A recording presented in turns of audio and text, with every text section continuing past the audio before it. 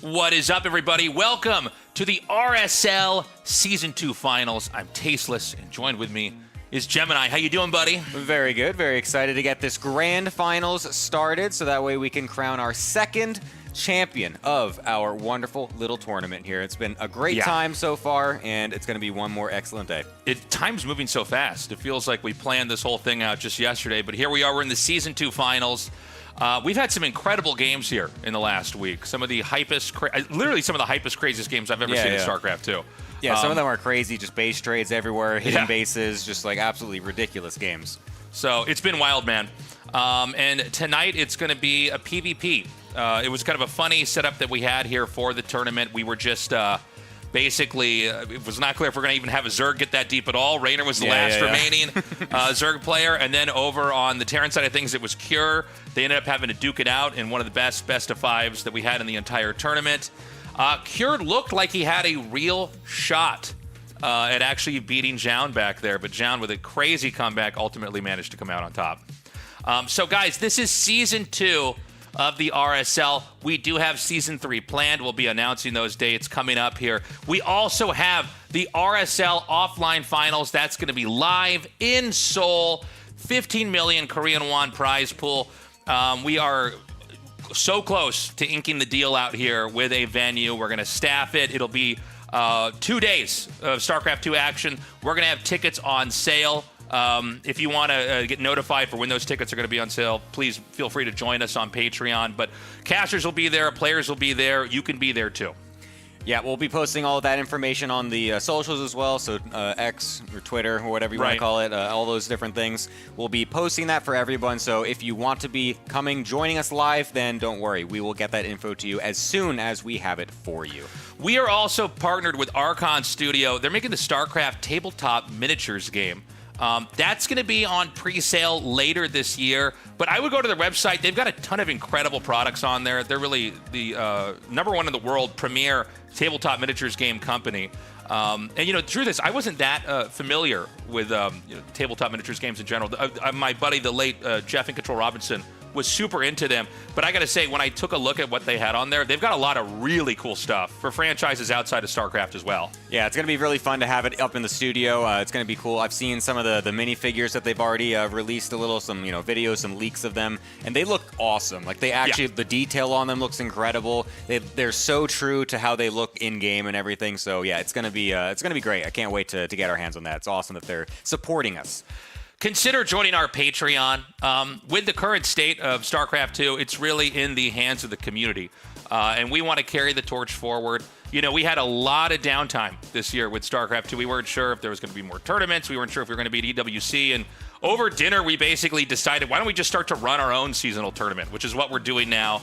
So if you want to support us in our endeavors to do that, the money goes to the prize pool. It goes to staffing our studio here, getting equipment, as well as our live event at the end of the year here in Seoul. Yeah, plenty of different things that you can get from this. You can get replay packs. You can get discounted merch. You can get an actual ticket to the offline event as well. So lots of stuff that you can get from this. We would love to have your support. We've also got merch. You got to have merch, man. It's 20% off if you're a Patreon member. It's tastelessthreads.com. That's the site. We've got a ton of great hoodies, mugs. These are the RSL ones. We also have other kind of esports related stuff on the website as well, or gaming related stuff. So check it out. I think there's something for any kind of person, Yeah, I do like the ones of you and Artosis with the ugly ridiculous drawings. faces. Very unflattering. I love when you just wear that out in public, just without any shame. You're just No, I've only worn it out in public once. Unless I'm casting, I'll wear it. But because one time I wore it, and then I went to a bar with a friend afterwards, and the bartender said, "Is that you on your shirt?" And I went, "Oh yeah." And then the lady went, "You wear your own merch?" And I went, "Oh God, she's right. I am a loser." Guys, speaking of losers, you're a loser if you're not on our YouTube, okay? Go subscribe to YouTube. Subscribe to Revive SC2 on YouTube. We need to grow this thing.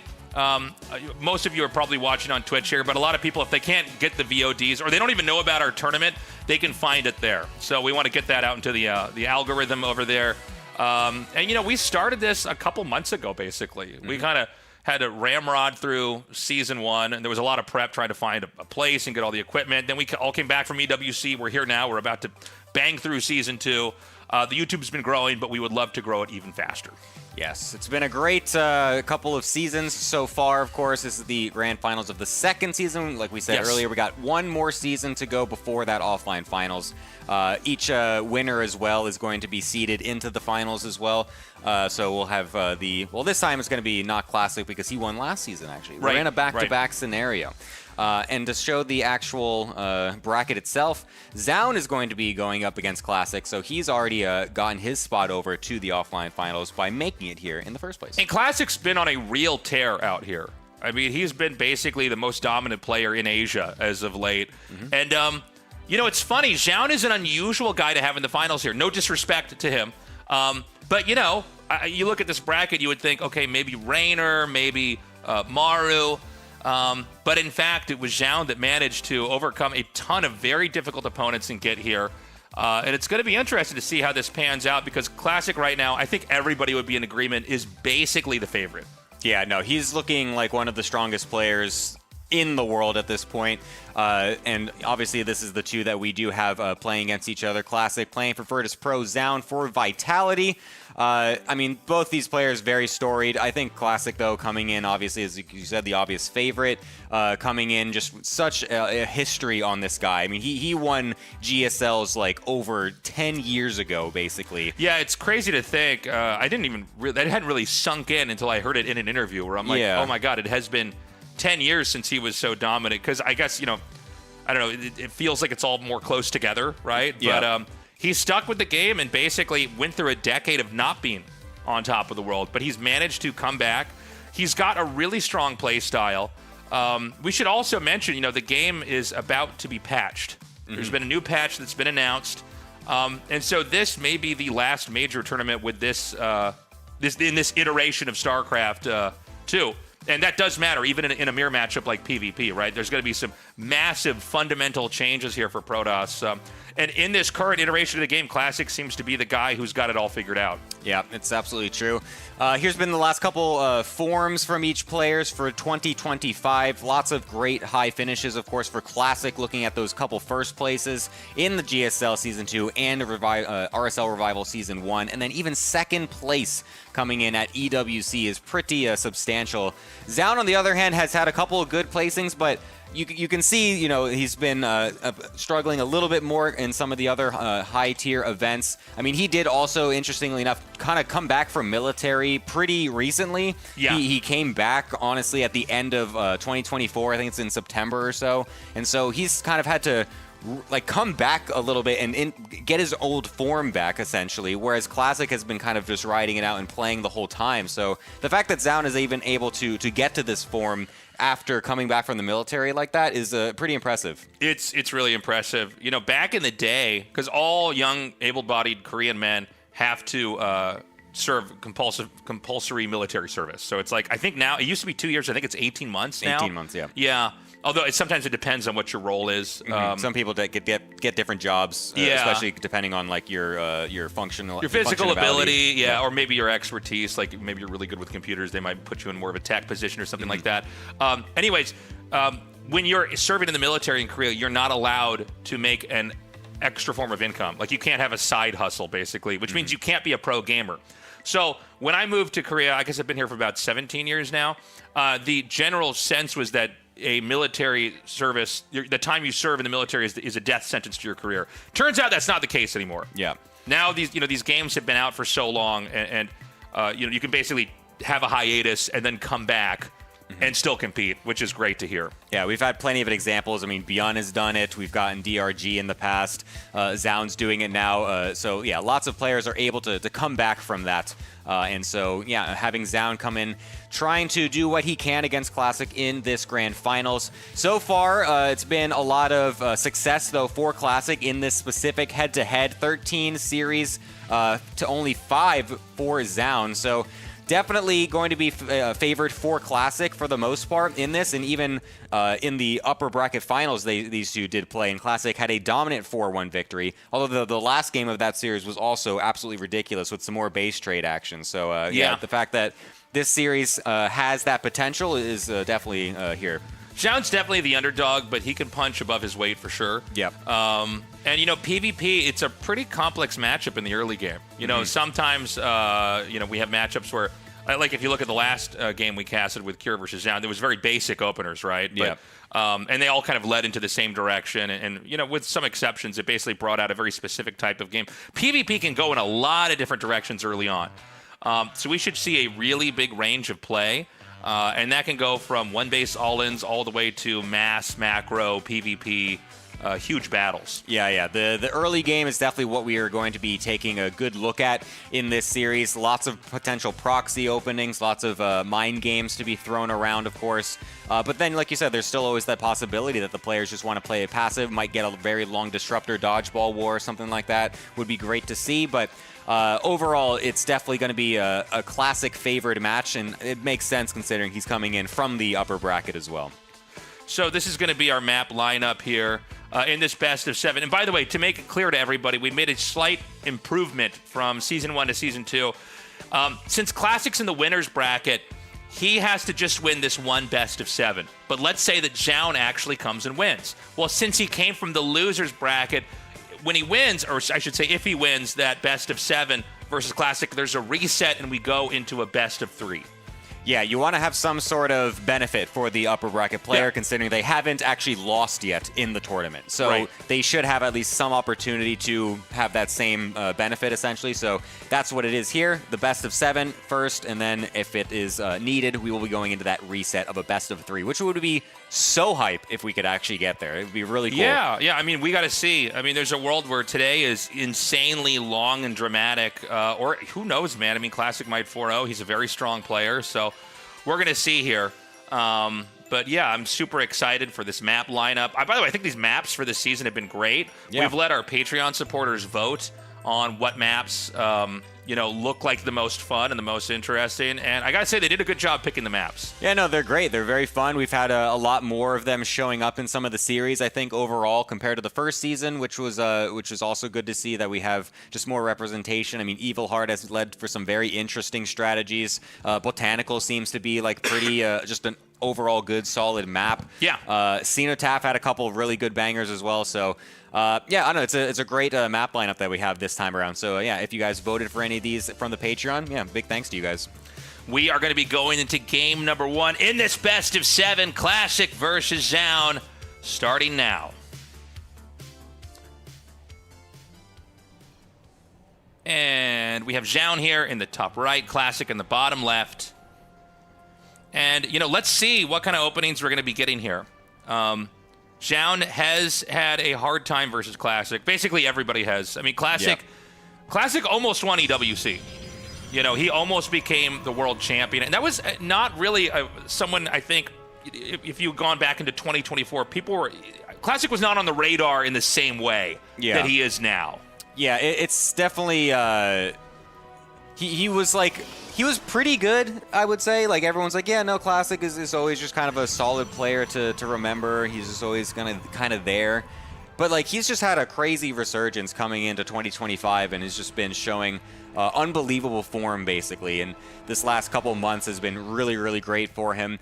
The fact that he got to the finals of EWC is extremely impressive. But, I mean, when you're going against Cyril, of all people, it's going to be hard no matter what. Yeah, Cyril basically came back and really reclaimed that spot as a dominant player. And so, Classic's still hungry to prove himself. Has already won Season 1 of RSL. We're going to see how he fares here in Season 2. Because of the way this map is shaped, both players seem to be interested in fast expanding. And both players right now are going to use their probes to try to block that Nexus. So it's going to be Classic getting his Nexus up first. And right now, Zhao has not actually been able to throw that Nexus down. I would not be shocked if we ended up seeing maybe even a pylon. Oh, okay, he gets it down. Wow.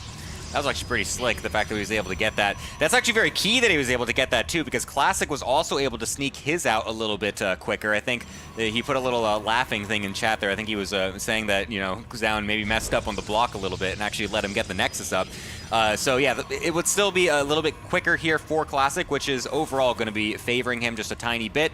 But it shouldn't be the end of the game. Basically, it looks like Zaun will have a slightly faster Cyber Core in exchange, so he will be able to get just a little bit quicker attack here, but really nothing that's going to be too substantial. We'll see what they end up going for. Generally, the 1-gate versus 1-gate stuff does kind of lead to a lot of Stargate openers, just because it's overall the most versatile building that you can go for on the defense and the potential offense as well. And we'll see Classic throwing that down right away. And I would not be surprised to see Zaun just follow suit right after as well. And there it does go. So the Stargate is going to be part of the wall over here. And I mean, the Mass Phoenix is a real reality when you see Stargates on both sides. We don't get to cast that many Mass Phoenix games, but on this map, it's pretty standard. You know, so, and again, we have to confirm. We have to start to see the Phoenixes start on both sides. And one of the problems, I guess that's not really a problem. One of the features of 2 players going Phoenixes is they basically can't stop. Yeah. Because it's an arms race. Yeah, it becomes a full-on arms race. And then, you know, let's say one side has a bad exchange and they lose all the Phoenixes. Well, then you can go kill all the workers. You can pick up whatever units they have on the ground and kill that. And so, you know, we want to watch for that. Also, when you go Mass Phoenix, a lot of times it's about, if you can get a good exchange, trying to corner their Phoenixes. Phoenixes can moving shot. I remember when I first played and looked at the Phoenix, I was almost disgusted by how much you could just move. You can move and shoot. It will fire. It doesn't require any kind of special micro, which means it can punish insanely. If you start to lose a fight, you basically can't get away. Yeah. In Phoenix versus Phoenix. Yeah, no, it's a cool little mechanic of the unit itself. I remember when they actually patched that in, and we were all just like, oh, especially because it was mostly to be used against mutas, because like mutas were just kind of destroying Protoss players in the early days, and when that got added in, we were just like, oh, thank God, this is so much better. So sick. Well, I mean, you know, the same thing happened in Brood War. Actually, in StarCraft 1, before the Brood War expansion pack came out, as Mutalisks were too strong, so they had to basically put Corsairs in the game because otherwise Protoss had no answer for these things. We've got a pylon tucked away down here in the bottom right side of the map. And I assume this is going to be used as a launching pad for attacks later on. Classic got a second Stargate, which is really important. Now, the gateway down here is just going to be to boost more warp-ins from that position there. But, you know, Zaun may be hitting a little bit earlier here. He's going to go for 3 gateways. And even though Classic will have more Phoenixes, maybe there's going to be more on the ground that can take this fight. Yeah, I mean, we're going to see in about a minute here. Yeah, this is the nice mind game that Zaun's trying to go for here. Still making Phoenixes. Oh, if he sees this, that's actually gigantic. It completely negates the mind game that he's trying to go for, which was showing a continuous Phoenix production out of his forward Stargate while feigning the idea that he's also going for double Stargate, whereas Classic is the one going into what he's assuming a Phoenix War, but it's actually going to be Zaun going for a big gateway attack to try and break this. Oh my God, if he just gets caught out with the Phoenixes, that would be dead. Oh my God, that'd be awful for him. We'll able to at least get some of these trades, but you can see just how many more Phoenix Classic has in this engagement already. Barely any of them getting killed off, while all of Zaun's are killed. And now he's just sitting here with just some gateway units that's already been scouted out. This is going to be quite difficult, I think, for Zaun to actually manage to break. Yeah, this is looking really bad for Zaun right now. These Stalkers are going to come forward, but there's 3 shield batteries here to heal. And as you retreat, of course, Classic can dive in and pick up some of your units and just punish there. And, I mean, I don't know what Zaun's plan is. I was actually wondering when this gateway got spotted earlier if he should have just, like, ditched the whole thing and just tried to expand, but he's going to commit to it. Yeah, even when Oracle getting sent across and knowing that he has to warp in back at home to deal with it, that's going to just completely destroy any momentum he was trying to gain at the front. Won't be able to find any damage there, and unfortunately has to GG out in pretty quick fashion. I like the mind game attempt from Zaun. Yeah. A lot of times the Phoenix Wars can get really, really volatile, and it's really awkward to go into it. And so trying to bring out a quick mind game to show that, hey, I am going Phoenixes as well, but then going something behind it is a nice play. Something else you can also try doing with that is like a proxy Dark Shrine, because they're not going to be going for detection quickly either. They're not going to get the Robo. They're not likely going to have an Oracle still either, so that's another play you can go for. But unfortunately, this time not working out for Zaun. Yeah, unfortunately, I am curious what that game would look like had the gateway not been spotted. Yeah. Because I thought that was actually a pretty interesting move to basically spring a bunch of Stalkers right when there's not enough Phoenixes to really swing it. You know, Unfortunately, I mean, you see that. I don't know. Maybe he should have actually just expanded. I mean, it sucks. Yeah. Pylon spotted, the gateway spotted, but like at that point in time, that's so classic favored. It's really rough because you're so committed to it and you just have no tech follow-up behind it, and you're going to have less Phoenixes. So once the player knows that you're going to have much less Phoenix, they could just jump on your Phoenix whenever they find them. And now that's when you're talking about where they just go for the probes. You have nothing really to stop them from doing that. And it gets really, really difficult. So I think Zaun, unfortunately, was kind of stuck in that position. He could have tried to macro out of it, but it definitely still would have been an uphill battle. Are we going to plug something here? Okay, we're going to plug the Patreon. Guys, go to our Patreon. Check it out. Patreon.com/ReviveSC2. The more you support, the more you will get back as far as being able to participate in the tournament. You can pick, vote on players. You can pick maps. We've had a lot of people signing up for this thing. It's been super exciting, and we've been loving building out this studio and basically making regular StarCraft content for you guys. I remember, being a kid, growing up in Kansas, and my brother and me were trying to figure out, how do we download these VODs of these Korean pro gamers? That was our Game of Thrones. That was our Breaking Bad, was the drama, the stories, who's going to become the best player in the world, and can I steal their strategies and actually use them for my own? And so we want to keep that going. We want to make regular content for you guys that is seasonal, that is episodic, right? Yeah. Not just a tournament that's going to be done in a weekend, although we have one of those coming too. And it's going to be offline. It's going to be offline in Seoul. But we wanted to make something that you could, a couple nights a week tune into and enjoy and watch the story unfold.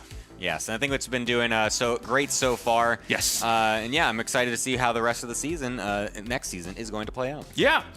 So we're going to take a short little break. We come back. We're going to go to Game 2 in the finals here of Season 2 of the RSL.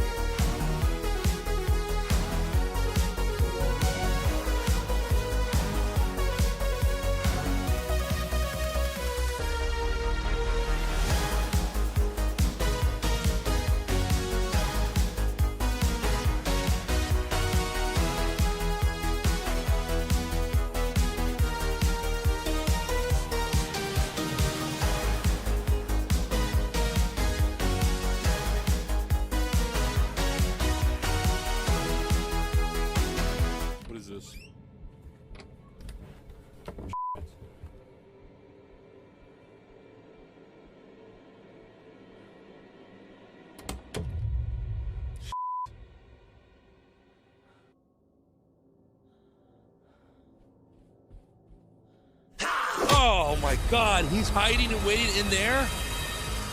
He waits in the room? Oh my God.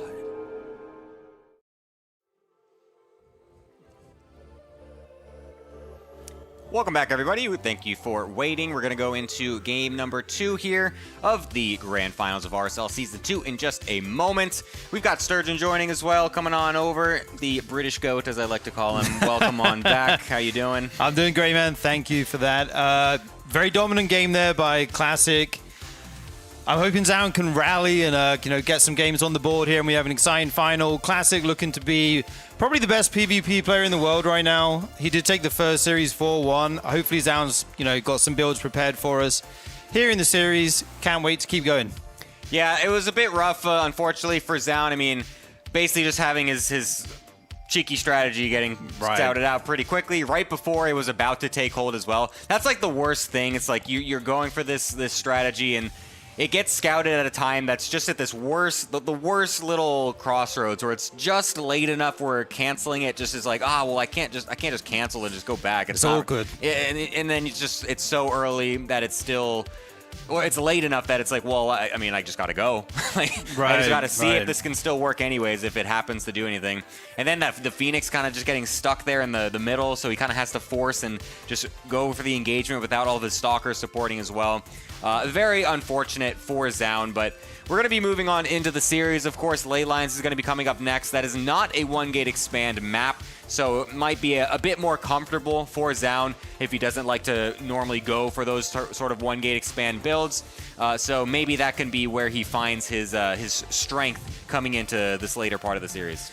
Yeah, for sure. I really like that Zound did try something kind of cheeky in game number 1, though. It shows that he is playing with some confidence here in Grand Finals. He's not going to be, being shy or just playing it safe. He's going to try some cool stuff. He's going to take the fight to Classic, mix it up a bit. And like you said, once Classic got that timing with the Phoenixes, it snowballs out of control so quickly. Kind of a textbook game from him, very standard. That's kind of what we know him for. We are jumping into game number 2 on Ley Lines here, guys. Classic is 1-0 up against Zound right now. And as you said, this map could lead to some slightly different strategies. Yeah, we'll see which ones they do decide to favor, of course. I mean, lots of proxies, still something that could be coming out as well. Both players do like to throw those in nowadays. I mean, there's been a lot of 3-gate Prism with a proxied Robo happening in a lot of the PvPs at the high level recently. So those are also always a possibility. We'll see Zound going out with a slightly earlier Probe Scout, which could also, again, be a proxied probe as well. Whereas Classic is just going to be sitting back in his base for now and be doing either a late Scout or the very rare I'm not going to scout at all in PvP and just gamble my life away. That's a very brave man if you do go down that road. I was just thinking about game 1 as well, the Nexus block going down for Classic, but Zound wasn't able to block Classic's Nexus for as long. Yeah. It kind of seems like a small detail, but when you're both just making the same stuff, it can have a really big effect. And then, obviously getting his building found later was kind of the nail in the coffin there. We do see a probe finally moving across the map here for Classic. Not going to be a madman and not scout at all. And we have cores going down for both sides. We'll have to see which one of these guys wants to be the aggressor here or which one looks to take a safe expansion after 1 gate. But pylons going down right now in the bases. Nothing crazy, no proxies out on the map at the moment. Yeah, nothing crazy. The second pylon is generally what you would see being proxied if it was a Robo or a proxy Stargate or something like that. You could go for like a pylon in your base with like a proxied third pylon as well, but it just is a little bit later. And it also just kind of messes the build up a little bit, so it's kind of like a neat mind game to be like, hey, I have 2 pylons in my base. There's nothing weird to scout here. But then it does actually mess up the timings a bit to where you're just not really hitting at the time you want to be, and it doesn't really actually help you. So generally, pro players aren't going to be going for that. We do have what's going to be a mix-up in the early units, though, as a double Adept will be coming out from Classic, whereas Zound's going for the Sentry Stalker, the more passive scouting option, whereas Classic might be trying to go for a little bit more aggression with his double Adept. Absolutely. We do see both players getting the pylon block down this time, so Zaun isn't missing out there. As long as you cancel these at the last second. No, he didn't. Way. Wow. He didn't cancel it at the last second. And Gemini. Zaun gambled and let his finish against a double Adept opener. That's incredible. Amazing. Okay, this is looking very good for Zaun here in the early game. He kind of wins the first mini battle in this game. He lets his pylon finish. Adepts, as you say, don't kill that pylon quickly. They just kind of chip away at it as the probes are trying to help out as well. So Zaun's Nexus here is super quick. And Classic is going for a Stargate on the back of this. Zaun continuing to make, more Stalkers, more Sentries. He's building up a nice little count here. He has that pylon at the ramp so he can block the Adepts from getting in by quickly making a pylon, canceling it, remaking it, etc. And the Hallucinated Phoenix sees that it is an Oracle here first for Classic. Yeah, this is a dream opener for Zaun, basically. It's so rare that you actually see the pylon actually finished. It looks like he's going to let these in because all of his units are in his main. So that's actually that's one way you can do it because it will guarantee that you kill them. But losing 3 probes is not amazing. But the fact that his Nexus is going to be much faster means he will catch up on this eventually. He just has to really make sure that the follow-up Oracle doesn't get crazy damage because that's when it can really get out of control. So this is okay as long as that doesn't happen, because then we need to be talking a little bit more about that. But regardless, Zaun should still be feeling pretty decent in this early game. Absolutely, and he does have that shield battery in the main mineral line along with some sentries, so he's ready for the Oracle. He's got his defense set up. The shield batteries will heal the probes, obviously, as they're getting harassed. Try to save as many of those as possible. These probes just chilling out by the Nexus. Like, hey, when can we start working? Let us in. Trying to clock in there, down at the natural base. The Oracle's now moving across. He did wait for 2 of them. That's smart. Yeah, that's smart because 1 against the shield battery does basically nothing, right? And he saw that with the Adept, so this makes sense.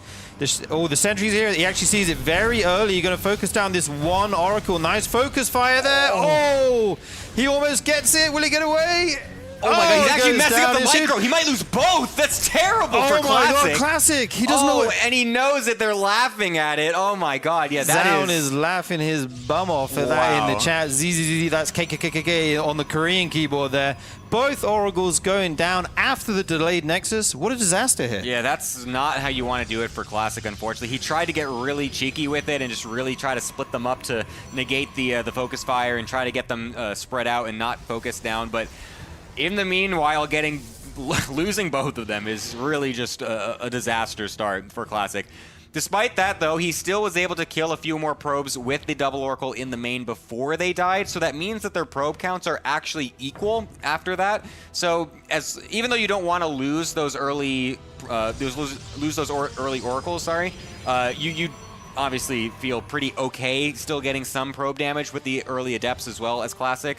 He's going to be trying to do Zaun, that is going to be trying to do some early aggression with a proxy pylon from Classic as well. There's a little game of hide a seat going on down there, Gemini, and that 1 probe for Zaun is just outside the range of the proxy of Classic.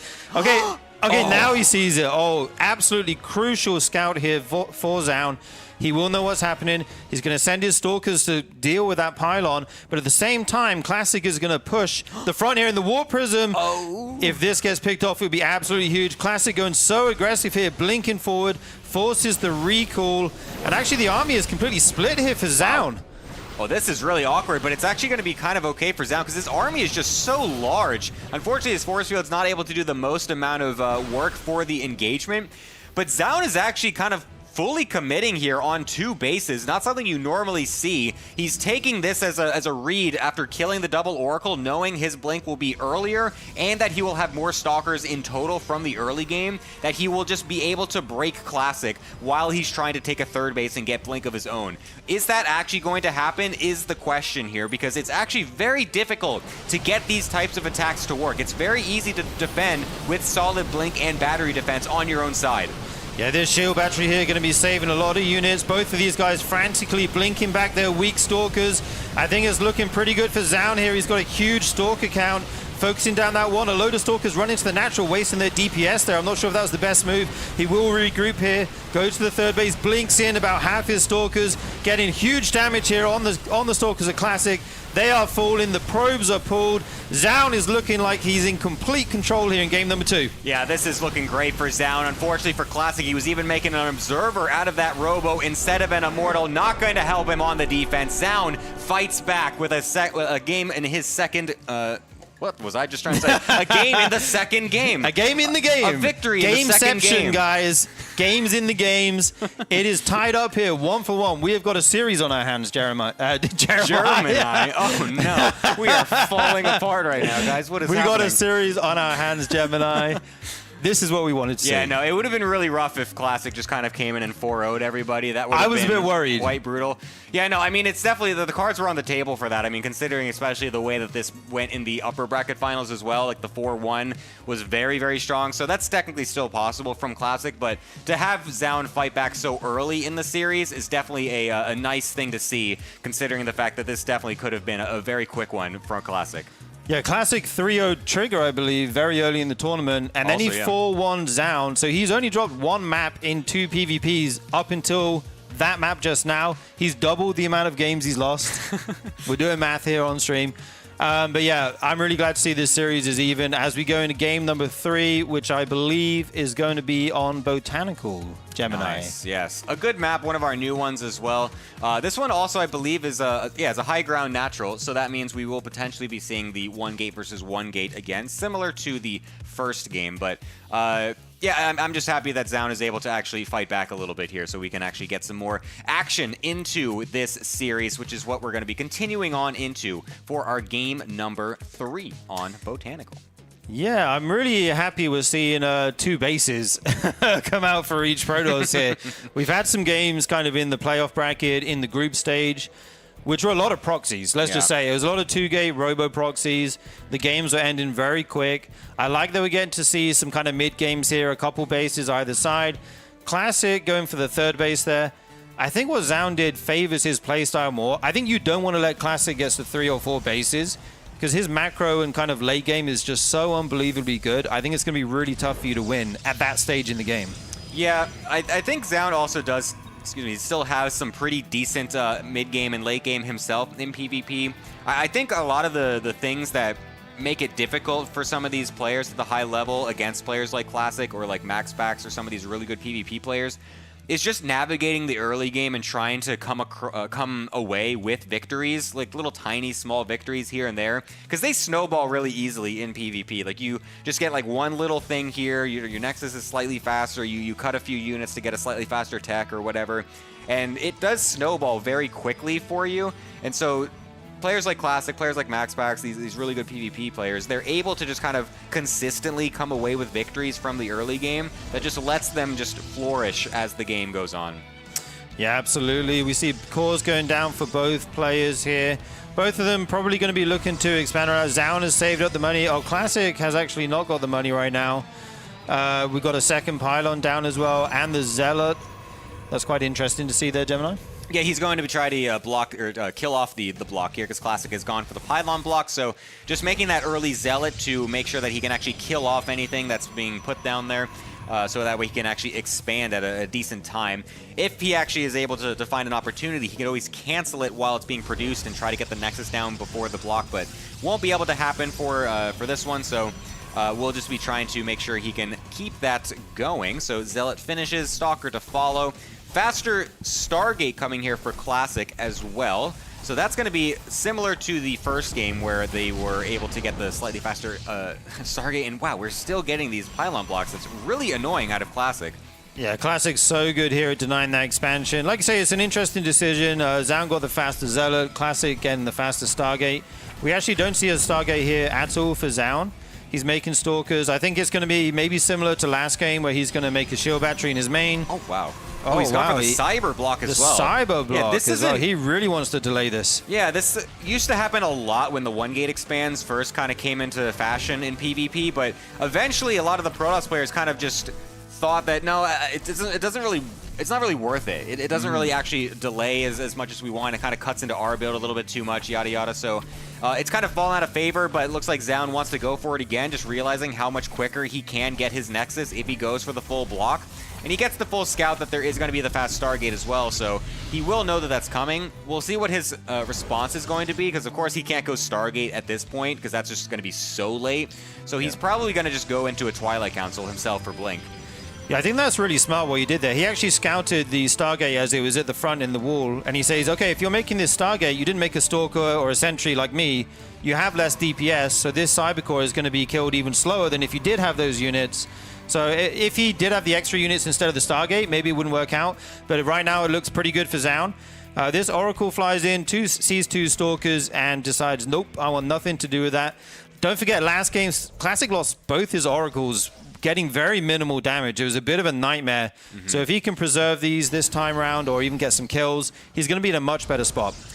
Yeah, it's going to be pretty good for him, of course, if he can get that. And there's only 2 sentries in the main base. That's not really going to defend his mineral line too well. The Stalkers were out trying to deal with an Adept, and he's able to get 5 kills while keeping both of them alive this time. A much better start for Classic with those double Oracles. Much more on point for him. It's very rare that you see him make those mistakes like that last game. So it's good to see that he's able to recover here in this next game. And it's also actually kind of interesting to note as well is that Zaun has gone for a very fast double gateway after the expand and didn't really try to go for that very fast Twilight Council. So it's actually kind of unfortunate for him. He's not going to have Blink even close to Classic, who's even gone Oracle first and then is going into Blink, and is going to have it so much faster. It's crazy. Yeah, this is a bit wild here. He went for the Stargate and still ends up with the Blink faster. Like, that's not really supposed to happen, right? Yeah. And he lost a ton of probes here. He's down Still 4 workers right now. These Oracles worth their weight in gold right now, getting so much harass. Will die eventually, but they did their job. Yeah. They completely slowed down the economy of Zaun. Classic now ahead in the work account. The Blink going to be considerably faster for Classic. He's out on his gateways. The units lost tab is pretty insane right now. And yeah, Classic just in a pretty dominant position, I would say, going into the mid game. Robo goes down a little bit quicker here for Zaun. Will have access to his Robo units just that little bit quicker. Yeah, that's interesting. I'm curious what he's going to be going for with that, because well, I guess maybe he's... There is something you can do as in this scenario as Classic, where you just go for a fairly fast Dark Shrine. You go for you go to the double Oracle, and then you go into the fast Twilight, and then you're just going to go into DTs. And it's like, if you just don't have a Robo, you die. So maybe Zaun might be a little bit afraid of that coming in here, because otherwise, after losing so many probes and having such a late Blink himself, it feels like he would want to kind of double down on the Stalkers themselves to make sure he just has a large army. Going into a Robo still is going to be making it so that way, like, his resources are getting kind of split, kind of thin, I feel like, but just wants to round everything out anyways, just try to see if he can get his Robo going, get an Observer out to be as safe as possible, even though he's been down quite a lot of probes. Yeah, Classic even able to pick off the probe that was trying to make the 3rd base for Zaun with his Oracle, so that's delayed it significantly. Classic basically has everything faster except the Robo right now, but I think he will be very happy with the position he's in. We're going into a 3-base macro game here. Both of these guys going to be getting out their gateway units, getting out their Immortals, that kind of stuff. The upgrade coming out, +1 attack for Classic, nice and quick. Charge on the other side for Zaun with a slightly later forge here. Yeah, I'm so surprised that Zaun is still trying to get so many different things out while being so behind economically. Going for the fast charge, going for the Robo, going for a forge. Classic has just been getting so many units out of his gateways, and he's going to be able to go for some sort of pressure. He's even getting a 4th base during all this, realizing what Zaun is going for, and is just going to say, yeah, sure, you can do that. I'm just going to sit back and continue to grow. I'm going to get so many probes, so much economy going that you can't possibly threaten me. I like how he's using this as well, trying to use the high ground with that Stasis Ward. Thankfully for Zaun, he did have that vision with the Observer nearby, so it doesn't fall into that trap. But now he's going to see that 4th base coming, and he's going to be like, God, what? The balls on this guy. Like, how is he actually doing this? Like, he's just going to try to make that 4th base right in my face? It's crazy. Yeah, that's a really good way to do it, though. Like, push and expand behind it, right? That your opponent can't punish it. It's going to get up, probably. I think Zaun will have a potential time in here once charge finishes. He's adding in more gates right now, adding in 4. Classic adding 6 gates after his 4th base, as well as his own charge. So his production is going to be equally as insane. Both these guys are going to be getting out pretty big armies. And I really like the stasis traps here. Classic is kind of layering throughout the map. It's kind of like little minefields, right? You got to be so careful you don't get a bunch of stalkers caught on one of those, because then Classic can just jump on you and pick a load of stuff off, right? Yeah, it's even worse if you blink into it, because then the cooldown doesn't actually reset, so then you're just stuck without blink by the time that you actually get out of it. So yeah, having as many stasis wards on the map as possible, as Classic being the Oracle opener, is definitely one of the benefits you get if you go for this Oracle style. So generally that's why a lot of pros like to go for that. And it will allow him to really control this map going into the later stages of the game. And it looks like Zaun also is just kind of sitting around and just being like, okay, well, if you're going to expand, then I'm just going to go expand too. Like, he's not going to try and push the issue knowing that he's probably just going to meet a giant brick wall if he tries to go across. He's going to try to just basically prolong this as long as possible. Just maybe let Classic let him back in the game, essentially. Like, if it goes long enough, Zaun will eventually max out as well and will actually get some sort of leverage in this game. But now Classic has got his 4-base setup, and I think he's not going to try to let that happen. Yeah, Classic suddenly 30 supply ahead. Like, when did that happen? It was just small advantages here and there, but he's completely snowballed it into something very tangible here as we see the army. He did get those High Templar, morph them into an Archon. Taking out the rocks right now. Classic going to take a few free shots there from the Stalkers of Zaun, but he will still open this avenue of attack if he wants to use that. There is the speed zone there as well. Nice little harassment on the 5th base of Classic by Zaun. These are the kind of little moves he needs to make to get back into this game, I feel like. If you just take straight on fights, Classic just has way more right now. You need something. This army of Classic is just huge. Yeah, no, this is going to be just absolutely ridiculous for Zaun to defend. He's on pure Blink Stalker against this incredible army from Classic, just going in to this attempted 4th base. Nice force fields from Zaun to try and keep these charge lots away from his Stalkers, but now we're going to be able to get a nice blink forward to depower all of the shield batteries for Zaun.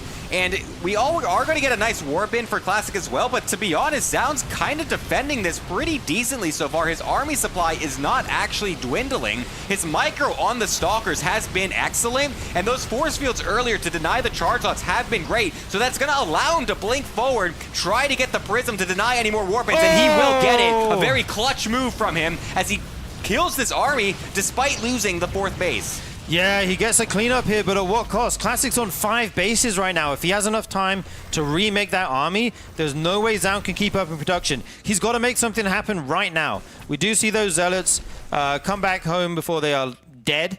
You know, he did send them in to harass the 5th base. Classic, gonna have to be on the defense for a little bit. He's adding in Immortals here. 9 Zealots warping in at a time. He's getting one more attack upgrade. That'll pay off dividends if he can get it out in time. Zaun remaking his 4th base. No plans or sign of a 5th base at the moment. And Classic's making 5 probes at a time here, Gemini. Yeah, no, this is looking still really good for Classic. Like, yeah, the defense is actually really good from Zaun, and I honestly did not expect that. I thought he was just going to flat out die. Like, the army that Classic had at that point was so good against what Zaun had, but he really just managed the fight so well on that ramp, just constantly keeping his Stalkers away from the brunt of the army. But like I said, that allowed him to just kill the 4th base. So that's just basically putting Classic in a pretty much unlosable spot if this continues to go much longer. The army is still going to be quite sizable for Zaun, and he's going to still try to make some moves happen, but Classic is always going to have the upper hand in some of these engagements because his economy is just going to be so good. There's no way to deny the reinforcements this time from Zaun, as it is on Classic's turf, and you can just see the Zealots really just starting to engulf this army from Zaun as he's getting completely overrun. Classic with a 2nd game. Yeah, Zaun realizing he's just too far behind at that point, says, if I don't make it happen now, it's never going to happen. Goes for the Hail Mary attack. Classic sits back with all his units, his static defense, the Immortals rallying in, which Zaun did not have. Great defense by him at the 4th base, but unfortunately not enough to keep him in the game for too long. Nope, not at all.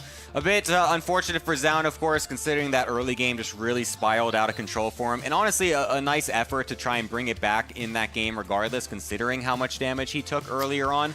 But I feel like that was just such an uphill struggle for him from that early game. Unfortunately, just really didn't work out the way he was honestly expecting it.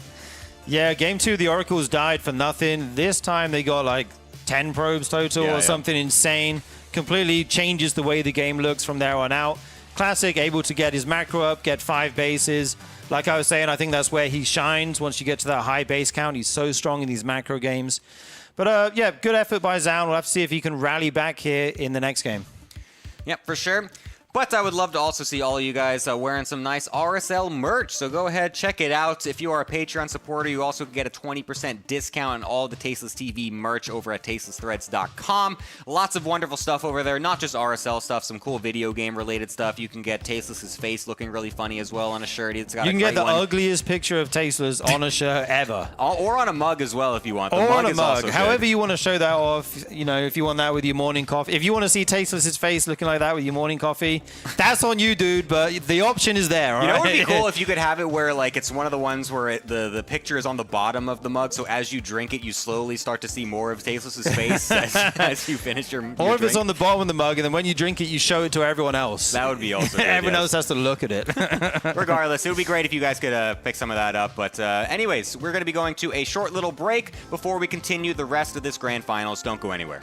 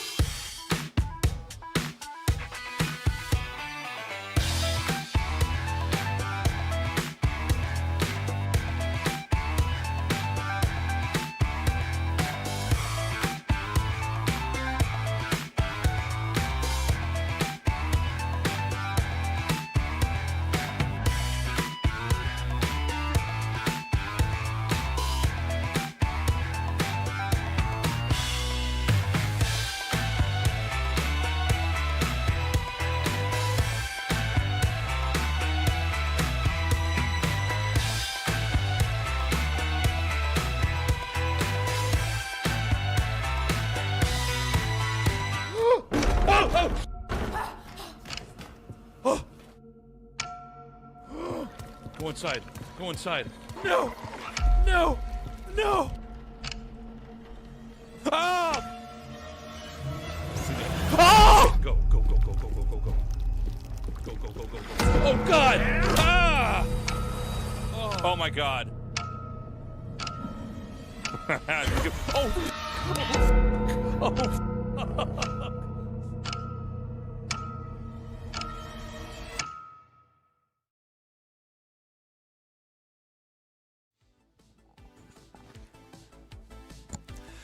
What's up, everybody? We are back, and we are ready to go into our next game. Game number 4 here right now. Classic up 2-1. Absolutely, yeah. Classic able to take that last game. One interesting thing in the post-game chat that we saw from Zaun, he said he saw the 4th base of Classic, and he thought it was the 3rd base. Yeah. So he actually thought he was ahead the whole game and winning, and maybe that's why he played a bit passively, didn't get his 5th as quickly. But that was not the case. No. It's actually maybe one of the most painful ways to lose. Right. Hidden base, I guess, is the same thing. But when you think the game is in a state that it's literally not in. Right, you check the replay and you're like, oh, he had 3 more bases. And usually if I see that, I leave the replay. I'm not even going to look at the rest of this game because nothing else matters. But I guess we don't really talk about it that much. But one of the most important things, and I guess anybody who plays can do this, but you need to know how many bases they have. You need to have an exact count, okay? Yeah. And in some matchups, you're going to be always 1 base ahead. You're supposed to be if you're even 1 base ahead. I guess obviously you always want to be ahead in bases in a game like StarCraft. But yeah, if you have a misread on that, especially in a mirror matchup where you're basically working with the exact same tools, you're going to have a bad read on the game. So Zaun cannot afford to let that happen again. Absolutely not. Map number 4 here is going to be the Patreon voted map, guys, is Evil Heart. This is the map that kind of leans towards the most aggressive builds that we see out of players. It's very short. There's not that many bases. So you don't tend to get the super long games. We often see a ton of aggressive strategies here. I'm thinking if you're going to pull out a proxy or something wild, this is the game to do it. All right, guys, we're in game number 4 here. Zaun in the top right, Classic in the bottom left. I am glad, by the way, that Zaun has put up a fight so far and actually won a game. I was a little bit afraid this might be like total domination from Classic, and maybe the rest of it will be. We'll see in a little bit here. But yeah, Zaun's definitely put up a good fight. Yeah, for sure. I think even the games he's lost, he didn't look like completely outclassed or anything like that. He's keeping up. He's making the games competitive. We'll have to see what comes out here. I think in that last game, like, he thought Classic was on a different base count than he was. That can really trip you up. Maybe he expected him to take, like, the other 3rd base first. Something like that. But yeah, game number 3 right now. We just have the gateways going on. Very mirrored builds here as we look at the production tab. Everything exactly equal. Yeah, the first probe is going to come across the map here. And be basically interfere with the ability for Classic to put down Nexus down here. Now, we had some maps earlier on where the initial infrastructure was put over at the natural expansion because there was a ramp from low ground to high ground that led to that. This map doesn't incentivize that kind of play, so we see both players making their structures inside of their base. Was it two gateways there? Yeah, both players going for 2 gates. Yes, excuse me.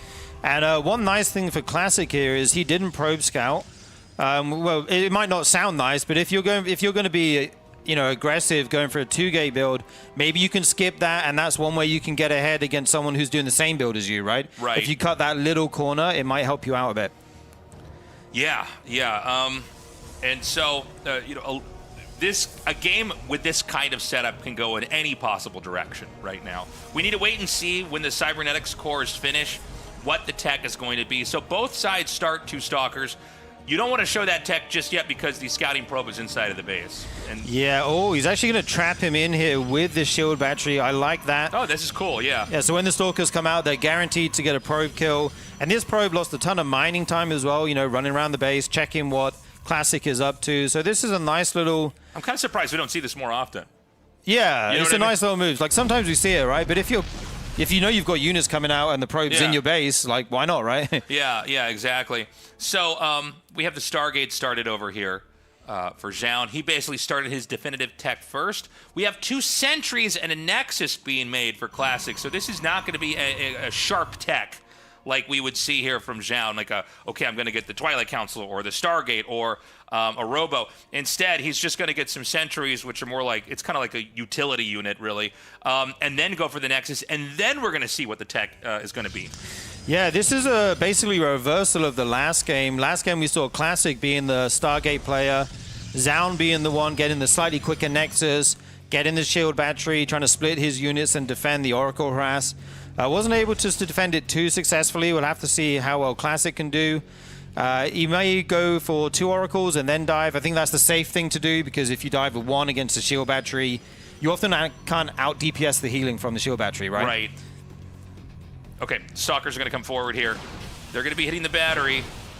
1 hallucinated Phoenix, that's not going to help. It could tank a few shots, you never know. Of all the possible outcomes, that wasn't the one I thought we were going to see. And a force field that basically just nudges the Stalkers to the side here. So not a great usage of mana there. I don't know that that's going to play a major role here. By the way, behind this, we have the Robo coming here for Classic, and then we have the Twilight Council. So very, very different tech trees being developed here. The Oracle comes in, starts at some of these probes, and the Stalkers will chase it out.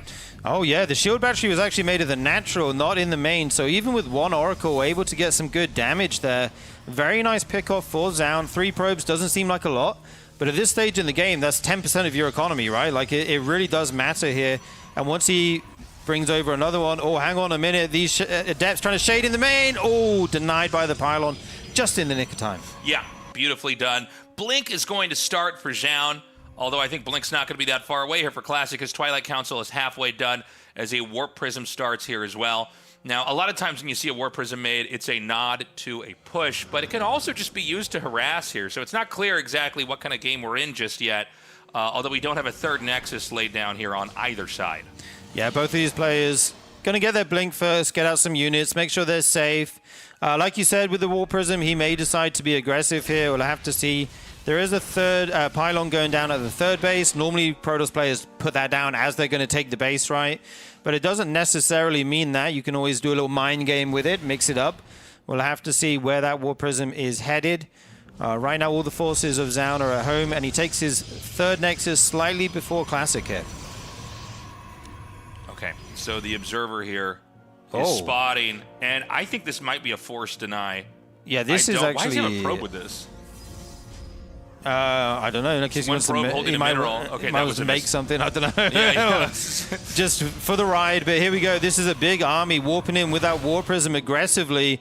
And the Oracle is nowhere to be seen in the main base. So like you say, this might just be a cancel on the third base here. Yeah, I think this was a little bit too ambitious here for Zhao. I mean, there's no way this is going to be saved, so he does cancel it. The Oracle sees that the third base is started for Classic, so this is going to require something from Zhao. I would be very shocked if he just takes his third base again and sits back and does a very complacent play here, because I think he needs to do something pretty drastic. Yeah, he did pick off another 3 probes, which is nice. Maybe he says, okay, you made me cancel the Nexus. I've gotten 6 workers this game, so I should be ahead in the worker count. I'll take my base a little bit later. I'll get my forge, get the upgrades going. And it looks like we're going into another macro game here as both players get their thirds, add on more production, add their forges for the upgrades. I really like the stasis wards. If you can get a bunch of those around the map, you can often catch a ton of units with them, jump on that and punish the opponent. Yeah, right now both players just powering up here. Yeah, the Observer is just... I mean, at this point in time, Classic is in a very simplified game, if that makes sense. Like, he's just got a lead. He can keep growing. There's many ways he could close this game out. Zhao is in peril. You know, sometimes you can think of a game almost like it's a race. You know, and eventually one player is getting so far ahead, they're going to start to lap him. We're not there yet, but I mean, just having a late third base and means everything else for Zhao is going to come a little bit later too, right? This could be a game where Classic is simply going to ramp up in economy and get more of everything that he needs and possibly attack and just win. I love this little 2 adept hit squad here coming in, see if they can get any probes. Okay, the Blink goes down. He just ferries them into the main. He'd love to get a worker or 2. Actually forcing a recall as well out of Classic. You know, that's actually pretty good. Yeah, a recall is kind of like a resource of its own, right? Right. If you don't have that and you need it at some point, it can have a really big effect. Yeah. I mean, that could definitely cause a problem. So nice little move there. You know, whenever you have 2 adepts, you need to make sure that they are in sync when they attack. Yeah. Or they don't do anything. Same thing with oracles and other units if you're going to be one-shotting probes. So in this game, Classic is winding up for a big Adept attack. He wants to probably slam into the third base in a little bit here. We're getting Adept glaives. It's about a third of the way done. And it's probably going to be all Adepts from here on out. Yeah, he's going to get a lot of Adepts, make use of that upgrade. He does have the Robo online way before Zaun, so you might be able to get a few Immortals in there to take care of the Stalkers, have the Adepts shred the Zealots, hopefully. Zaun actually trying to take this base over here, a little bit of a weird thing, does somehow see the Warp Prism leave. But yeah, both players now going into the... He's got to save this Warp Prism. Oh, it actually goes down in the middle of the map there. Huge pickoff for Zaun. Very nice. Little victories for Zaun here. Definitely an important moment to kind of deny that momentum. The push is coming up here. I mean, you want to have that Warp Prism to reinforce, and it's possible that because Zaun got that Warp Prism, he's going to be able to hold this push. I think the Nexus is going to be, yeah, he beat me to it, is going to be canceled here. But I don't think Classic's going to push further than that. But again, it's kind of like what we already saw earlier in this game. Like, he denied the third base and took his own third. He's now going to deny the fourth base and then take his own fourth. So Classic, again, just getting all the building blocks out here a little bit more quickly. Yeah, Classic playing aggressive and expanding behind it can be really good. You know, he can confuse his opponent. His opponent thinks, oh, is he all in me with glaives right now? Has he got a fourth base? I don't know. He does have these units down here to see it eventually, so now he will have clocked onto that. Both players going for another attack upgrade as well. Archon's being added into the mix for Zaun. Classic going for a charge here, going to add in more Zealots as the game goes on. You can't stay on Adepts forever, I feel like. You need to round out your composition a little bit, you know? Sure, right. Well, this is getting into late game here.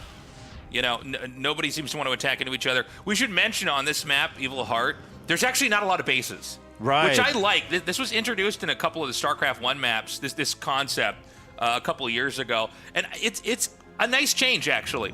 It kind of drives the game to a conclusion a little bit quicker, which is neither good or bad. It's just different. And I always think variety is good. I think that's why RTS is so great, is there's such a variety of types of games you can have here. So, you know, just keep in mind there's, you know, an even number of bases. There's no shared location on the map. There's no, like, as an example, like a base in the middle that you could fight over. But yeah, we could go to a game where every single base is taken here on both sides. Yeah, absolutely. I like the Classic still trying these little moves with the Adepts. If you can trade out 2 Adepts for 5 Workers or something crazy like that, it can be a nice way to get ahead. We do see 6 batteries out here for Zaun. I feel like he's playing super defensive after seeing the Glaives upgrade. But Classic has completely transitioned now into what you consider a more typical kind of mid-late game army here. Both players almost reach, they're actually going to pass each other like ships in the night, in the dark. Oh my god, both players don't see each other. Will he go home or will he just keep going here? Yeah, it's just going to be kind of a base race here. This game might get wild very quickly. Their armies both stopped moving at the same time right. and then they started back up. Now, Classic has to make a decision very quickly here, and Zaun should know. Okay, well, he's going to know now for sure, but the attack's going to come in here, and both of the players are basically branching their armies off into the same locations. Zaun evacuates the probes, so does Classic. This is getting insane. These guys have done this before. They say, okay, if it's a base race, I need buildings out on the map or I'm going to be eliminated. The probes of Classic are actually found here, but some of them will regroup with the army and be saved by these Stalkers. A lot of the tech going down right now. Stalkers in the main. The economy getting absolutely gutted on both sides. Both of them below 30 workers right now. This game is getting wild very fast. Yeah, this is getting insane. You know, nobody's recalled just yet. The main infrastructure is going to fall apart here for Zaun. How many probes are actually here? I see 25 for Zaun on the tick. Actually, now 23 versus 23. And Classic's going to expand into the third base location of where Zaun was. Remember, in games like these, you know, we almost never get to these points, but the losing condition is if you lose all of your buildings, right? Right. It's just like a chess game. A lot of times you see checkmate coming, so you leave, right? Same thing in StarCraft. You realize, okay, well, the loss of all of my buildings is an inevitability because we lost all the fights. But this could be a game where we literally have to watch the last building go down. Both players have a new outpost here. It's 12 probes for Zaun. It's 23 for Classic. Somehow, I can't even believe I'm saying this, they're literally at the exact same army supply.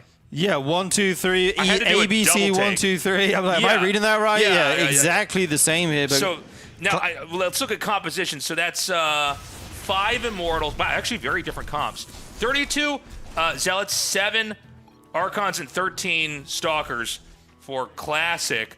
A very Immortal heavy, some Adepts. A lot of Stalkers actually here for Classic. So I'm not sure. I do feel like, okay, hold up. Well, we're going to find out. We're going to have the attack coming here right now. Zhao going to be hitting from 2 sides. There's a lot of Archons here to chew up these Zealots. yeah, tons of Archons coming in here, doing huge splash damage for Zaun. I think his army might actually be pushing through here. The shield battery's helping a ton. Classic has to pull the probes. He does have more, and he actually has a bigger army now as well. Suddenly that fight swang round, blinking forward with the Stalkers, targeting down these high priority units. I think Classic may have just done it here, Tasteless. It's not going to come down to the base race. They take a fight, and Classic comes out on top. That was insane. I don't know. I don't know if he should have. Well, I mean, obviously he should not have attacked there. He lost, but I wonder why he had tried to attack in that moment because there were shield batteries there. Right. It's so hard to attack into the base and the Sim City and the healing of the shield batteries. Obviously, he doesn't see what we see. He doesn't know that Classic has way more workers. Yeah. But maybe he decided his army was better. He actually said in the chat now, every day it's an elimination, base race like this, right? Yeah. It's kind of funny between the two players, but what a wild game. And then Zaun just sent it at the end. It was kind of beautiful how they each made the exact same decisions. I mean, it's such a unique situation, right? You're in endgame PvP. You both realize your armies somehow passed each other. Like you're like ships in the night. And they both had the exact correct response to it, right? With 2 very different unit comps, right? They branched the armies, one kind of going through the natural into the main, the other one going down to the 3rd, and then going to hit anything that's in that direction. And they both took their probes at the 4th base and evacuated it. And it was so quick as well. It was like as soon as they saw the armies, okay, instantly drag a bunch of probes, send them across the map, start making nexus here and there. I feel like those guys have played that kind of game potentially like tens or hundreds of times. It felt like they really, really knew like exactly what to do. A perfect play, honestly. Yeah, I guess, he thought with the Zealots that he had, he could get enough surface area to kind of surround, because it's one of those fights where like a lot of times you see just like a really good angle, like it's like they're getting surrounded. Okay, well then usually you win that, but apparently not there. I think the Immortals really helped in the end. The Immortals are just really really tanky units. It's kind of hard to kill them off. So much single fire target damage against the Archons, that kind of thing. And the Stalkers, I mean, they're just, in my head, they're always like an anti-Stalker unit, even though they were made so that Protoss could fight mech in a certain way. Guys, consider signing up for the Patreon. Patreon.com/ReviveSC2. We want to make regular episodic StarCraft 2 seasonal tournament content out here. I know that we have a couple tournaments that, take place over a weekend or something like that. But we really wanted to have something that we could do with some regularity. And because of your support, we were able to build out this studio over here in Seoul. And we're even going to have a live event, an offline event in Seoul in December. We haven't announced the dates yet. We're still booking the venue. So look, if you can contribute a lot, that's amazing. If you contribute a little, that's amazing. If you're not in a financial position to support us, we totally get it. You can still join the Patreon, and you'll be notified of updates and other stuff like that. We're also we got a little podcast center kind of set up behind where this camera is. We recorded one yesterday. It was like 2 hours long, a ton of content. It was great. Lots of discussion on the new patch and stuff like that. There's a new patch coming. There's a new patch, guys, and it's crazy. We talked about it. yes, and that's exciting because it shows that Blizzard's maintaining the game, which means that's always a good thing, because as long as you have fans of the game, players that will play the game, and then the publisher has some kind of support inside the game, as long as Tasteless is here casting it, StarCraft will never die, guys. It's not going anywhere. We don't want it to go away. I want to do this for as long as we can, and so far, because of you guys, we can do it. It's been amazing. We're not going to break, right? We're going to go into this next game. We're going to break? We'll be right back.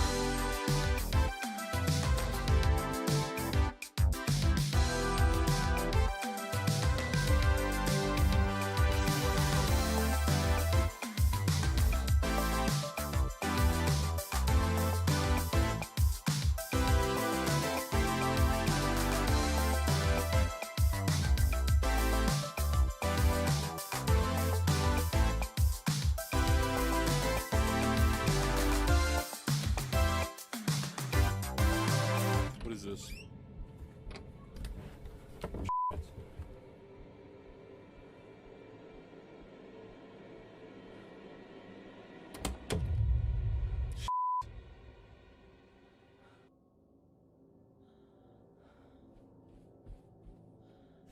Oh my God, he's hiding and waiting in there? He waits in the room? Oh my God.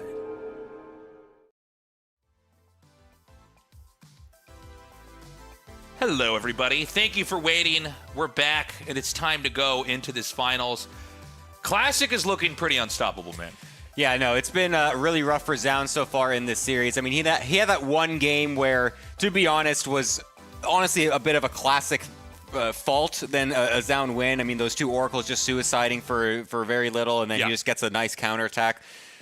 So, yeah, Zound is really kind of grasping at straws, I feel like, to get any sort of advantage in this series, and so far it hasn't really gone his way. We're going to go to Tokamak here for map number 5. Stop laughing, Gemini. Everyone's favorite map. Too serious stuff.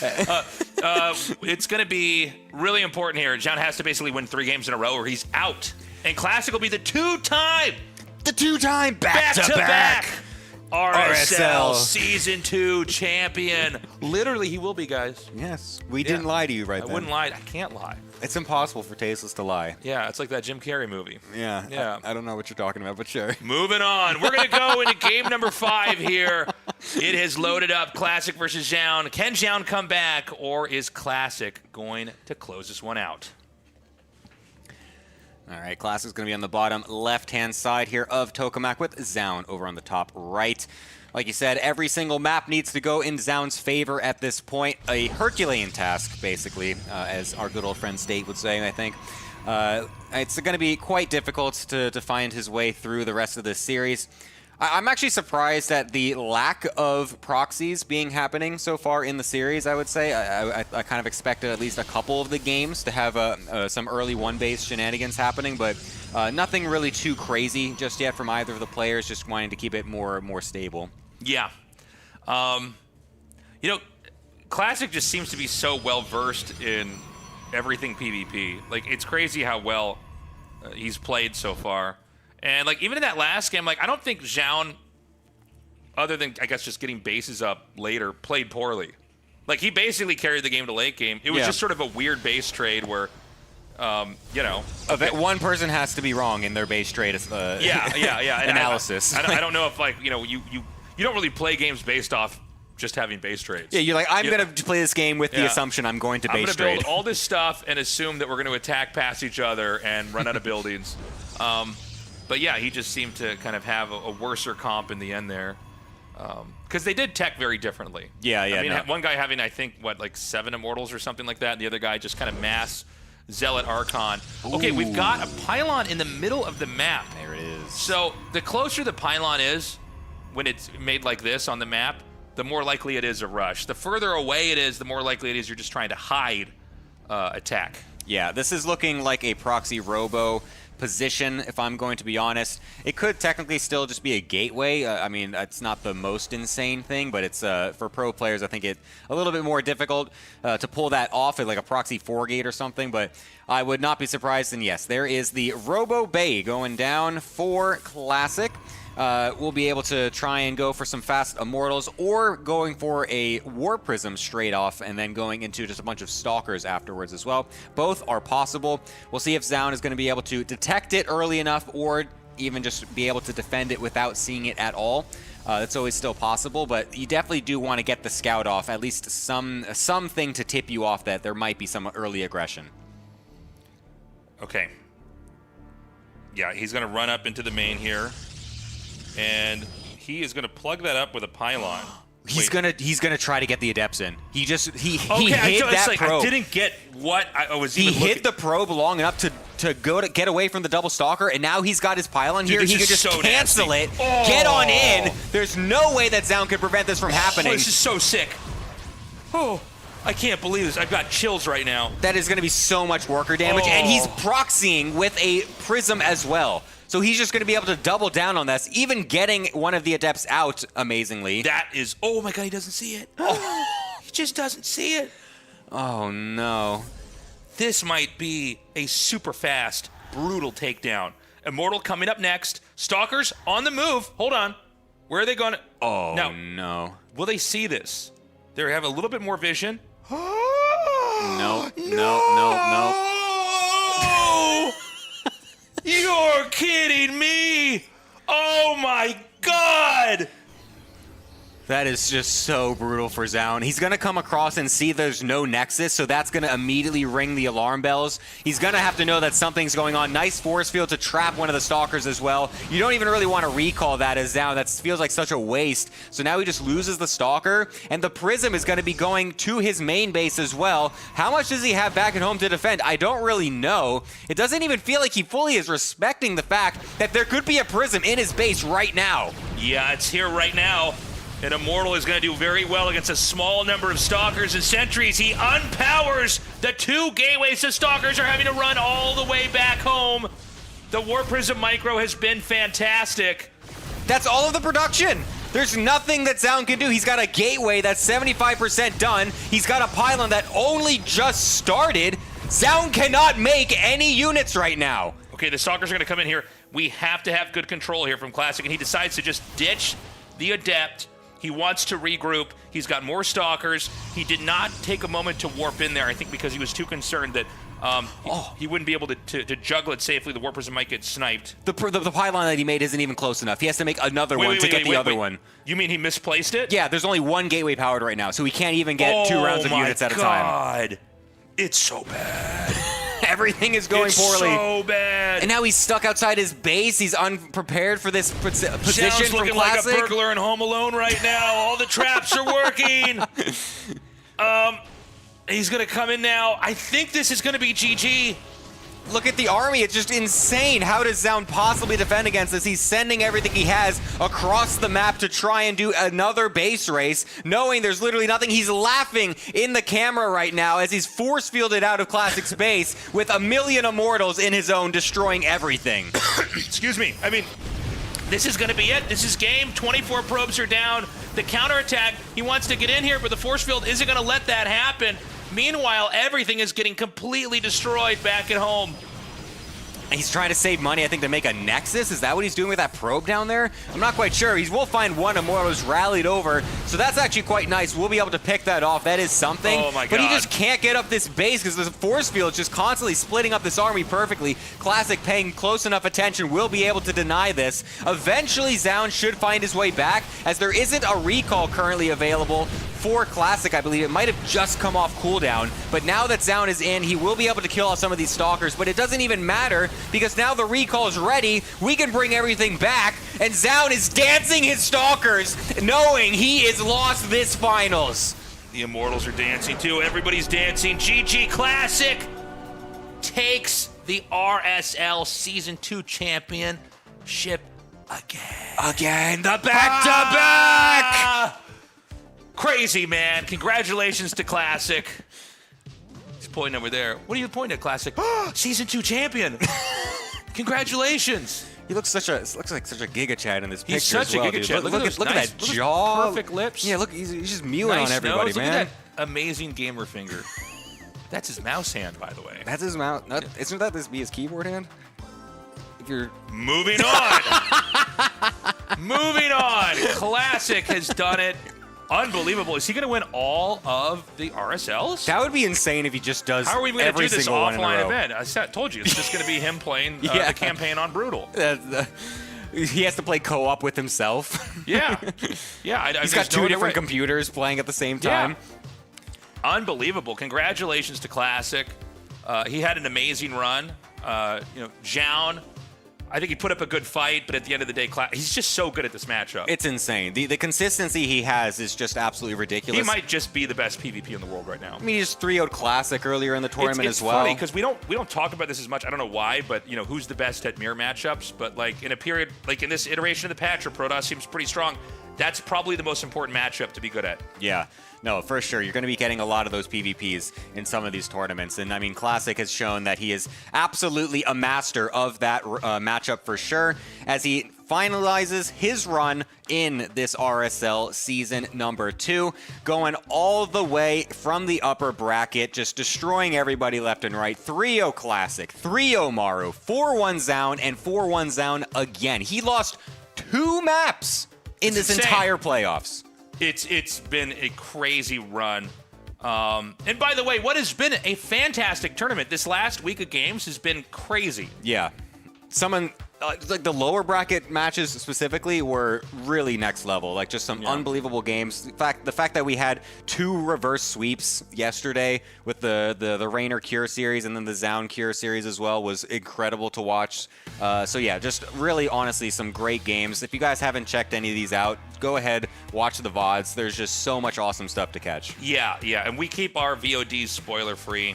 By the way, shout out to Twitch, putting us on the front page earlier. Oh, yeah. Really appreciate it. We love that. I was watching a couple mutants in our chat arguing about why the numbers are so high. I'm just sitting on a laptop, like, shaking my head. Absolute muties, man. What is a front page? What's going on? What is it? Front page? Front page of like, what? The front page of Twitch. What, like my mom idiot? putting something on the refrigerator? Like, what? So, thank you, Twitch. We really appreciate that. They really hooked us up. Also, thank you to Archon Studio. They are making the StarCraft Tabletop Miniatures game. They reached out to us when we announced the RSL and wanted to support us. And I think everybody who's watching this tournament should support them. The StarCraft Tabletop Miniatures game, it's not on pre-sale yet, but it will be, I guess, sometime in Q4, sometime later, probably around the holiday season. And all of their products are amazing. Like, I wasn't really familiar with these guys, and they reached out. I went on the website. They've got all sorts of great stuff for other titles as well. I would highly recommend you check it out. If you love StarCraft, this is kind of the coolest thing you could get, you know.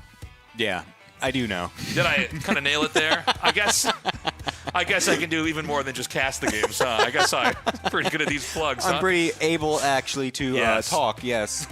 Guys, you want to join the Patreon. Oh, yes. Patreon.com/ReviveSC2. Join the RSL Army! I pledge my $5 a month to Tasteless and the RSL Army. I will take a bullet for everyone in the studio. Every month, $5 will come out of my bank account and go to the Patreon for the cause. You want to get on there. And if you don't have money, you can at least join the account. We can keep you updated. Because we're going to have, I guess, an off season here for us. Come back strong here with RSL Season 3. We're also going to be having the offline event. Yes. And I already told them I want a bowl of only brown M&Ms at this event. And if I find one green M&M in my bowl, Gemini, I don't know what I'll do. So... we're going to be announcing the live event later on this year. It's, oh my God. That's not true. Zhao didn't win Season 2. Well, because Classic already won, he can't go twice, like we were making jokes about. It's a good thing you know what these graphics mean, because I'm just here saying stupid stuff. How many, the brown M&Ms, that's what you want, right? I need a brown M&Ms. Yeah, okay. That's the important thing, not this graphic. No, I only know what color M&Ms I want at the offline event. So here are 2 handsome pro gamers that have already qualified for the offline finals. And we're going to see who's going to win Season 3. Remember, Season 3 is going to be in a different iteration of the patch. Yeah, potentially. We don't really know exactly when the patch is going to be thrown out. Blizzard kind of just does that willy-nilly. So it maybe it will be, maybe it won't. Actually, maybe it'll be half-half, and that'll be fun to figure out. It's in the public test realm right now, so they might have stuff they change. I know people are tinkering with it here. Oh my God, what's that? Could it be the Season 3 schedule? What? Guys, get out your phone. Go to the calendar on the wall. Go to the calendar on the wall now. The one in the kitchen. And start to write RSL on Thursday, Friday, Saturday, and Sunday. We're going to be back. And we're going to be finishing this up in time for Thanksgiving. Oh, when is Thanksgiving? Yeah. Isn't it literally, it's the last week. Right? Isn't it? Wait. Isn't it? It's the third week. Wait, is it the third week Thursday? or third week of November? It's the third Thursday of November, isn't it? So okay, you get to have some beautiful. Have some turkey. Yeah, don't put the football game on or anything. Put RSL on the background for the Thanksgiving dinner. You're gonna eat some turkey and you're gonna go. This tryptophan makes me tired. And you're gonna want to take a turkey's not that good anyways, huh? I guess we only eat this once a year. So guys, that's when we're gonna be on. I will be doing a scary game stream for kind of the Halloween season. So if you want to join me for that, I'm on at 1:30 p.m. to 6:30 p.m. KST. So a little bit earlier than when we start here for RSL. We do have merch, guys. And we've actually been selling a decent amount of these shirts. So check it out. If you're a Patreon supporter, it's 20% off. We've also got a bunch of other cool stuff on the site. So if you were looking to get some cool things. Yeah, like some pins to put on your sick biker jackets. That's and right, stuff. for your rocker jackets, maybe for your backpack. The backpack. Yeah, maybe your fanny pack if you're, You know, when you go to school with your backpack on, and then your teacher goes, "Oh, you watch RSL." I know watch what that RSL. is. I'm a smart teacher. Yeah, you get an A plus you get an for A that. plus, yeah.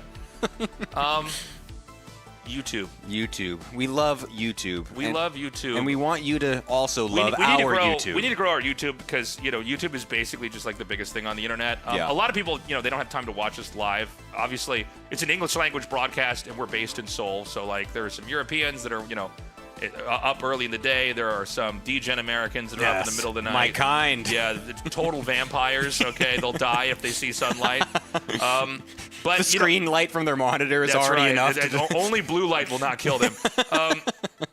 No, even that's dangerous. They got to wear those little gunner glasses.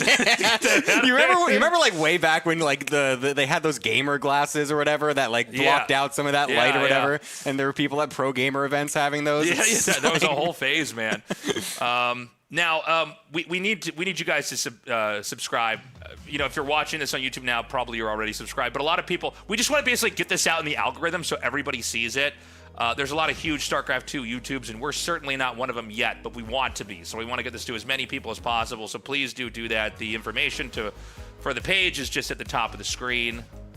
And is that everything? I think that's almost everything. November, join us. And in December, we're going to have our live event. We don't know exactly. So we're going to get the venue booked first and then kind of try to figure out, okay, how much show time can we make out of the space that we've got there for. And then we need to figure out how to sell tickets online. I think there's some services that do that here in Korea. Patreon supporters are going to be notified first. And I think we might be selling those before Season 3. I don't know. Just be on the lookout. I don't know if it's going to sell it or not, but, there's not that many live StarCraft 2 events anymore. Yeah. And there's actually still a decent number of people that like the game. So you do want to be down there for that. So be on the lookout for that. Yeah, it'll be super sick. We'll notify you guys as soon as we have it. We're going to try to do it early enough that you could, like, if you're out of the country, you could, like, reasonably buy airline tickets in time and book a hotel. Mm-hmm. Yeah, hopefully. Also look out for the qualifier links for season number 3 as well. Yes. That'll be coming up very shortly as well. We're going to post those on our Twitter or X, whatever you want to call it. So those will be there. The links will be there. So if you want to qualify for the next season, if you're a pro gamer listening, then that will be there. We'll put it up for you. And if you're not a pro gamer and you want to try it anyways, you can. It's literally anybody open. can try out for this. You can just try to play. You might play against some really high level player and just have some fun with it. You might get your face ripped off by a pro gamer, but you can play. Okay, you can go inside the gorilla's cage if you want to, but you might get hurt. Yeah. Guys, that's all the time we have. We're gonna get a little dinner together here. We hope you enjoyed this season, and we look forward to bringing you Season 3. We love you. Bye-bye.